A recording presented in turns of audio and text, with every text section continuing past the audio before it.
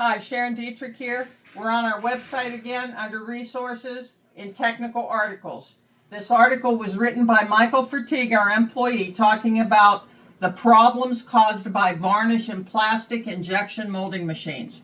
This is a four-page technical article, and it's set up, identifying the goal, the problem, the reason for the problem, the fix for the problem. And it also allows you to learn more about the root, the customer who had presented us with this scenario. And if you click on that little red here, it throws you right in to the letter from Matt Quintel that talks, and there's a little video here. I encourage you to read it. And here's the bottom line. The product took us from $35,000 a month to zero as far as downtime and parts replacement. Have a nice day.